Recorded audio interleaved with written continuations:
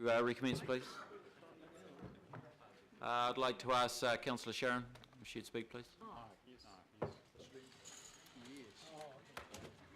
I've had to listen. I've had to listen. To Order, please. Sharon, please. Councillor Sharon. Anyway, I've lost my notes. But anyway, more or less, one of my concerns is that I don't think it really has been out to the public, and I know people in Pickering and Botany feel that they're not really getting anything out of this budget, and they feel that this has sort of just been a bit of a surprise, and just they're paying enough rates as it is now. Just picking up on what Councillor Clough was talking about, we have a lot of people that might be living in properties that are worth $700, $800, $1 million, but they're cash poor, and a lot of them are on fixed incomes, and just having this extra $99 is a bit of a burden for them. Another thing is, I think, really, as far as the transport is concerned, really concerned that we haven't even got the unitary plan sorted out. You know, I think a lot of our transport problems, if we had satellite cities, that could address a lot of the problems that we have. And I think, you know, we're really trying to push things through too quickly, and I think we really do have to wait for the government to come to the party. So really, that's all I have to say.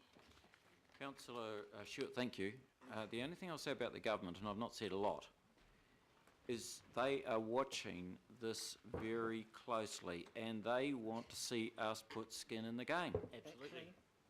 That's it. It gives us something to Councillor go Stewart, if you want to indicate to the government Auckland's determination to actually make a change here, then you support this. Yeah. Because that's the message they want to hear. You don't want to support it, they'll say Auckland doesn't give a hoot. That's right. That'll be it. Couldn't be any clearer than that. It's black and white. Councillor Camp. Thank you, Mr. Mayor. I want to speak to Councillor Quacks's amendment. Excellent. And I suppose it's to offer a third way, because what we've heard today is that, as you have said, that we do this, i.e. the transport targeted rate, or we do nothing. And as Councillor Fletcher has claimed, this is the only solution. And I suppose from a centre-right perspective, I want to put another scenario to this organisation for my colleagues to think about. I appreciate what your introductory comments, Mr. Mayor, around pulling back the debt forecast, what was initially proposed in the older long-term plan, the organisational savings that the Chief Executive has continued to achieve, and targets that he's continued to reach. The resetting of the overall rate space at 2.5%, these are all good. The flat targeted rate sounds good, and I think that's representative that every Auckland ratepayer, and I'm pleased it's flat, every Auckland ratepayer has equal access to Council's transport network, amenities and services, and the stretching out of the business differential, rightly or wrongly, is a debate down the track. But these options, two options, do this or do nothing. I want to put a third option up, Mr. Mayor, and that is to support Councillor Quacks here and with what he's trying to achieve. Because I believe that, yes, there have been, this has been pulled back into line, but we are still running a big state government type model. And I believe that rather than going out and putting the hand out again for more from our ratepayers, that we seriously look within the organisation. And there will be different amendments that I'll be putting up that look at just that. 1% of our $3 billion operational budget would net 30 million.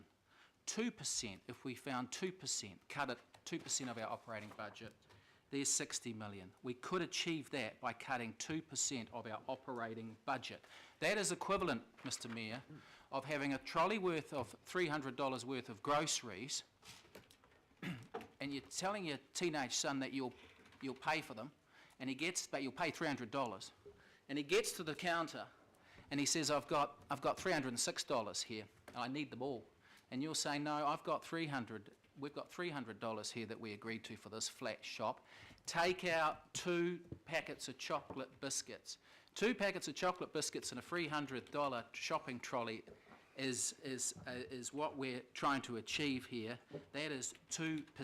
That is $6, 2%. I'm saying that with the goodwill of the public behind us, that we should look harder at not just resetting the base set of the basic rates, but actually resetting the whole priorities of this organisation. Because if we don't, when we retire or are retired, the next administration will, Mr Mayor, and we'll be lying in bed reading the newspaper probably thinking, oh, why didn't we think of that? Because there is a real appetite, as we saw on the feedback, to stick to our knitting. There is also an appetite for transport. And so what I'm saying is that let's deliver on the government's statutory new purpose of local government, which all focuses on being cost effective for households, and let's get back to core business. That was a main lead in the consultation that we got. Find 2% within the operating budget of $3 billion, and you will get your $60 million to service some debt required for this much-needed transport fix. And so that is the third way. We have not turned every stone overturned. We have, in a sense of around a big government model, we've trimmed it in this much. But I'm saying let's go back here, because if we don't, the next administration will, because that's what the public is demanding. That's what core business means. And you're saying, well, there's no other option. There is. It's find 2% within our $3 billion operational budget. And Mr Mayor, I have to say that one of the big things that the public gave us feedback on was governance and support, was our wage and staff salaries. That is set to go up from $721 million per annum to $931 million by 2025-26. That is going up by 29%. It's going up by 29%, our wage and salary bill in the next 10 years. No one around this table can offer up another name of an organisation who's promoting that. And I'm saying there are other ways to skin this cat. We have not turned every stone over. We have merely worked on the assumption that we need everything in this shopping trolley. We need not only the $300 worth of groceries, but we actually want now from the public $306. I'm saying take those chocolate biscuits out. And there's plenty of luxury items in this council that we haven't looked at hard enough. Mr Mayor, I'm also concerned that 80% of the public, and this was all going to be predicated on whether we were listening to the public in the LTP. 80% have said they don't want rates increases above 3.5%. And as Councillor Clough has articulated, for those living in a $500,000 house, they can now expect, according to Council's own figures, 11.5% increase. $750,000 house, a 9.5% increase. A $1 million house, an 8.4% increase. 1.5 million, $7.1 million increase. That is miles above the 2.5% plus that you talk about. That is miles above the election promise of rates in and around inflation. And as other speakers have said, a 9.5% rates increase is not being consulted on. It's not wanted, nor has a transport targeted rate been directly consulted on.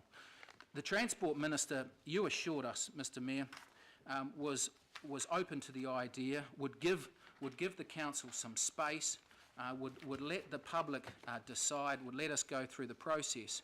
But as soon as the microphone was put under his chin, after you made that statement and after we came out with the transport targeted rate, what does he think of it? He said, we just don't think the Mayor's preferred plan is effective or value for money.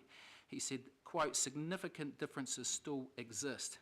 And so another concern about this interim transport targeted rate is not the impact that it will have on households, particularly that middle area, but the fact that it could not be, you're saying it's 3 years, but this could go on for 5 years if the national government get another term. And I am saying that we need to hear the Finance Minister, Mr Mayor, if you're saying that the government's on board in principle for Auckland coming up with their own solutions, well, why doesn't anyone in government actually acknowledge that? And your challenge, I would argue, Mr Mayor, is to have Mr English on his feet for his 60-minute monologue on Budget Day next Thursday, 2 weeks away, to actually acknowledge that they respect what Auckland's trying to achieve and that they're listening and that they're working with Auckland. That would be progress, and let's see if that happens. We also need to see, Mr Mayor, that government is committed to 50% of the CRL total works.